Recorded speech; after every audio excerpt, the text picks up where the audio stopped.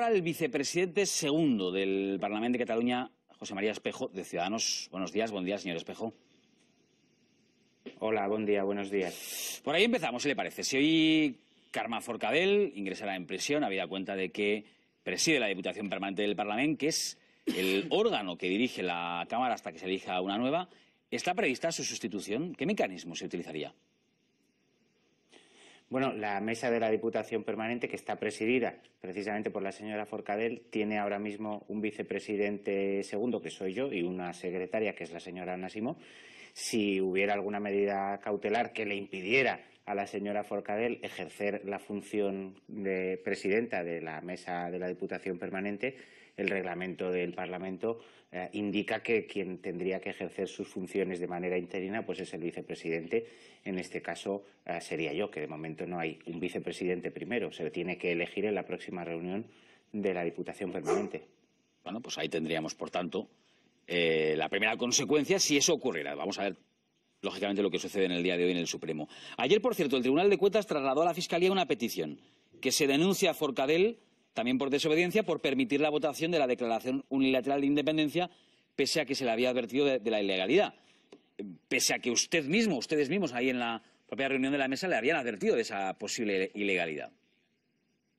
Pues sí, en efecto, yo y en innumerables ocasiones, tengo que decirlo, he advertido no solo a la presidenta Forcadell, sino al resto de miembros de la mesa que votar a favor de una resolución cuando va frontalmente en contra de los pronunciamientos del Tribunal Constitucional, pues evidentemente puede ser constitutivo de algún ilícito, pero no porque lo diga yo, sino porque es que además teníamos multitud de advertencias del propio Tribunal Constitucional en ese sentido. Las consecuencias que eso pueda tener, pues evidentemente las tendrá que decidir un juez, pero lo que estaba bastante claro es que aquello no se podía hacer y nos lo decía el Tribunal Constitucional, nos lo decían los letrados del Parlamento, nos lo dijo también en su día el Consejo de Garantías Estatutarias y, en fin, para cualquier persona que pueda ver la realidad sin ningún tipo de distorsión por sus ideas, pues era evidente que aquello era inconstitucional y que no podía admitirse a trámite. Sin embargo, bueno, pues por desgracia no tuvieron efecto mis advertencias ni tampoco las de los letrados. Hoy se especula, y quiero conocer su opinión sobre este asunto, sobre la posibilidad de que sea el Supremo quien finalmente asuma todas las causas y que incluso, como consecuencia de esa asunción de las causas, se pudieran rebajar las medidas cautelares y que Junqueras y el resto de exconsejeros salieran de prisión. ¿Cree que eso ayudaría a normalizar la situación en Cataluña de cara a esas elecciones del 21 de diciembre? Mire, es que eso corresponde al ámbito judicial. Es decir, yo creo que debemos respetar los políticos el trabajo de los jueces. Si el juez decide que no se han de aplicar medidas cautelares de prisión o si decide que sí, es algo que nosotros no tenemos más que respetar y además considerarlo algo ajeno a la campaña electoral. Yo creo que lo importante en estas elecciones es ganarles en las urnas.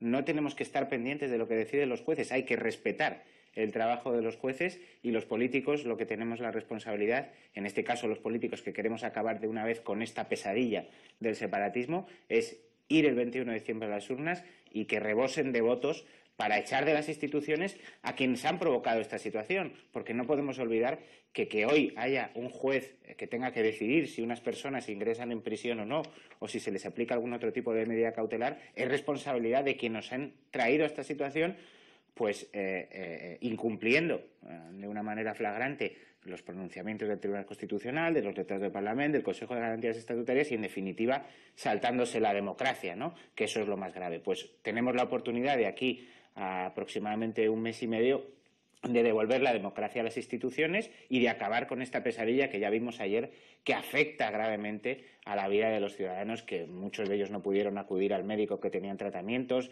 no pudieron llevar a sus hijos al colegio, llegaron tarde al trabajo o incluso no pudieron trabajar ayer. Acabemos de una vez con esto con votos y no estemos pendientes de si un juez decide una cosa u otra, porque yo creo que eso no nos lleva a ninguna parte. Sobre eso de lo que usted está hablando le quiero preguntar, sobre la huelga de ayer. ¿Cree que se cumplieron las normas? ¿Cree que los Mossos de Escuadra hicieron bien su trabajo? ¿Quién es el responsable de algunas de las críticas que vimos y escuchamos ayer porque se cortaron carreteras, se impidió el normal funcionamiento del AVE o de las cercanías. ¿Qué pasó ayer? Bueno, ayer lo que pasó todos lo vimos y muchos lo sufrimos, y yo creo que en Cataluña seguramente cualquier persona, y yo mismo en mi entorno, tengo casos de grave afectación en la vida diaria y en la vida normal de una persona que quiere libremente trabajar. Y evidentemente esto sucedió, y yo no comparto en absoluto pues las felicitaciones que el propio señor Millo, delegado del Gobierno en Cataluña, pues hacía de que se había desarrollado la jornada pues sin ningún tipo de incidente. Es evidente que afectó a la vida diaria de las personas, a quienes cogían trenes, a quienes cogían su coche para circular, a los camioneros que tenían que cumplir con su trabajo y moverse por Cataluña, afectó también a pacientes que iban al hospital a someterse a un tratamiento importante. Y claro que no fue un día normal, por lo tanto, evidentemente aquí hay una responsabilidad. Yo no puedo felicitarme de lo que pasó ayer y de la coordinación, como decía el señor Millo. Ahora mismo el responsable de Interior en la Generalitat de Cataluña pues es el señor Zoido y el señor Millo como delegado del Gobierno. Yo creo que nos debe una explicación de por qué se consintió que todas estas personas se vieran afectadas por esta situación, por unos piquetes que además todo el mundo reconoce que eran minoritarios. Es decir, el seguimiento de la huelga fue muy mínimo, pero afectó a muchísima gente porque no se disolvieron esos piquetes y estaban allí y nadie pudo hacer nada. Aquí lo dejamos. José María Espejo Saavedra, vicepresidente segundo del Parlamento de Cataluña. Gracias por desayunar de nuevo con nosotros. Buenos días. Muchas gracias. Buenos días.